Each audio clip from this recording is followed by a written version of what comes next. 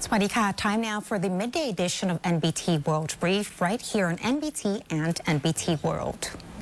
The Public Relations Department, or PRD, is stepping up public communications for the royal cremation ceremony of Her Majesty Queen Sirikit, the Queen Mother, as the department marks its 93rd anniversary. PRD Director General Sudrutai Lertkasem presided over an event marking the department's 93rd anniversary and reinforcing preparations for public communications for the royal cremation ceremony of Her Majesty Queen Sirikit, the Queen Mother. The event was attended by Deputy Director Generals Dr. Pon Pitak Mansiri, Supapong Chowlan and Chaiwat Bunchawalit, along with executives, officials and staff. It aims to strengthen cooperation across PRD's nationwide network and ensure unified and effective dissemination of information. The Director General said public relations for royal ceremonies is a key mission for PRD personnel across all regions. Public relations centers have been established nationwide to deliver fast and accurate information through all channels. She stressed that every step must be handled with care to build public trust and ensure that the PRD remains a reliable source of information, noting that communication is vital to the department's image. The Deputy Prime Minister and Transport Minister says the government is ready to hear all opinions on the land bridge project, with plans to submit related legislation to the Cabinet in the third quarter of this year. Deputy Prime Minister and Transport Minister Pipat Ratchakit Prakan said a study by the Office of Transport and Traffic Policy and Planning, or OTP, shows that the land bridge project is economically viable. The project would span just 90 kilometers, linking logistics routes between the Andaman Sea and the Gulf of Thailand, and connecting trade flows to Europe, India, China, and the United States, while helping to reduce risk from uncertainties in the Middle East. The Transport Minister is scheduled to visit Chumphon and Ranong province on May 8th to meet local residents, assess project areas, and explain both the benefits and concerns of the project. The feedback will support future public hearings with the Southern Economic Corridor, or SEC, bill expected to be submitted to the Cabinet in the third quarter.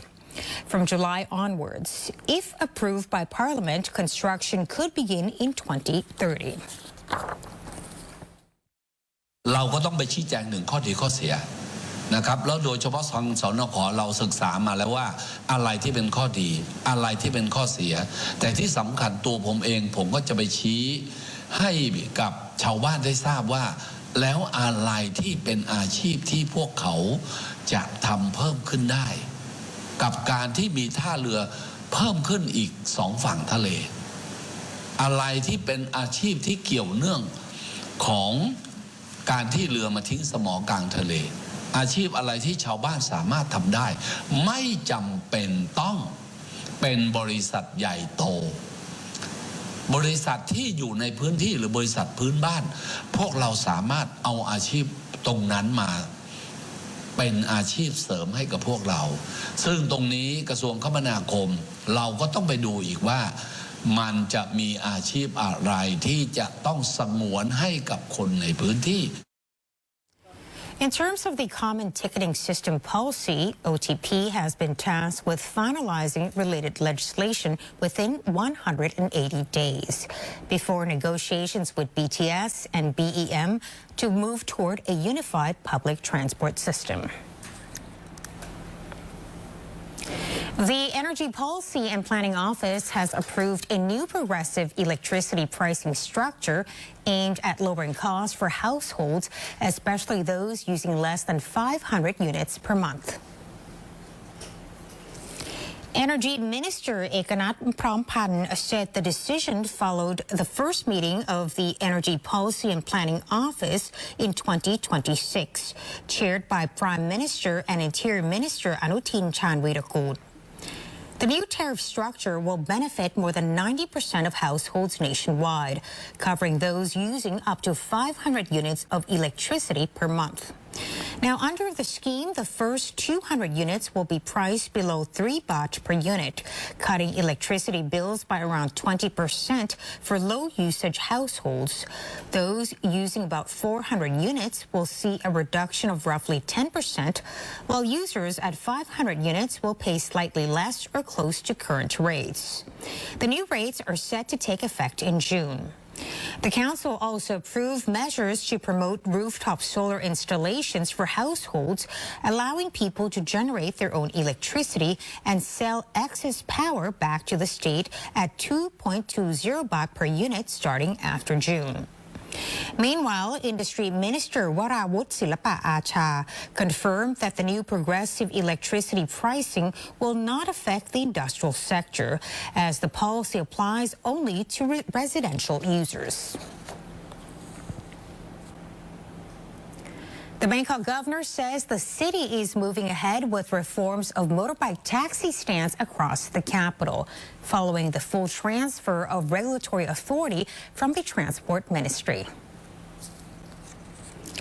Bangkok Governor Chachat Sittipan said that more than 5,000 motorbike taxi stands are now under the full supervision of the Bangkok Metropolitan Administration, or BMA. A digital database has been developed recording key details such as driver lists, locations, and service formats to improve management and transparency. Authorities have also held regular meetings with operators to gather feedback and address concerns. District offices have been assigned to review requests to increase the number of drivers at each stand, with supporting data already in place. With regards to the use of public space, some existing stands remain on sidewalks under previous exemptions, but no new stands will be allowed on the sidewalks. Existing ones will be reviewed based on necessity as they serve as a key link in urban transport. The governor stressed the need to improve service standards, including proper registration, orderly operations, and safer environments for passengers.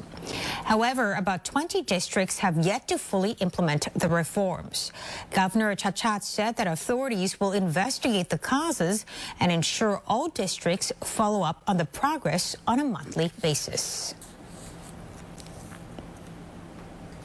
And that wraps up our midday edition of NBT World Brief. You can stay updated with the latest developments right here on NBT and NBT World. And for more stories, simply scan the QR code on your screen to access our full coverage across all media platforms. Until next time, Sawasdee ka.